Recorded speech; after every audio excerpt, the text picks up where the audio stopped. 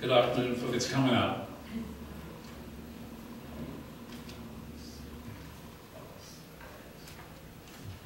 Good afternoon, folks, and thank you for staying here.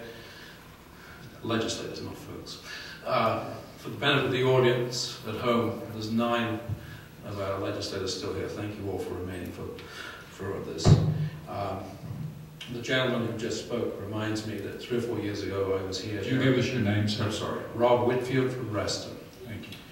And Barry Cuffey was here 3 or 4 years ago, and I don't know if these folks know him, but he's a disabled gentleman who lives in Herndon. And what I learned from him was just to get his meds, to get water from a water fountain in this building was a challenge.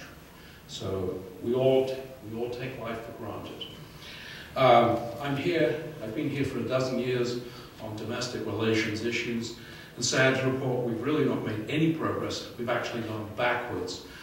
And so my wish is that you have new leadership in the Senate this year, that you would really try and pay attention to the many problems that you've heard from fathers before you. There's a couple of quick issues that I want to address in seeking repeal of a couple of bills.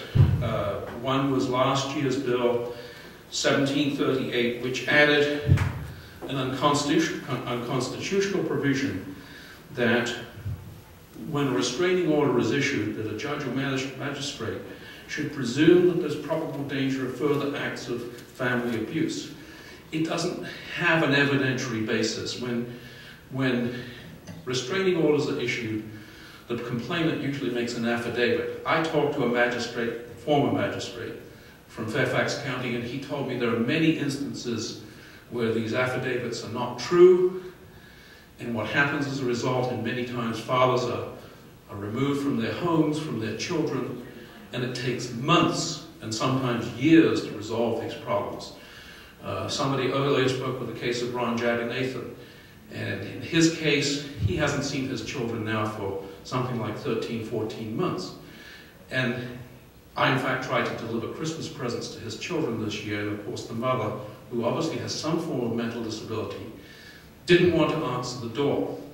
So that brings me to the other issue, obviously repeal HB 1738 from last year. The other issue is to do with the requirement for mental health evaluations in child custody cases. Senator Cuccinelli had a bill last year, which was 737, which was well debated in the Senate Courts of Justice, but because of a split vote, didn't get passed forward.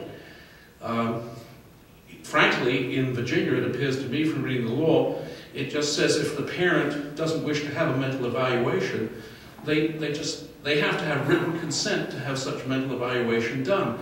And quite clearly, we have many cases where the children's interests are not being considered.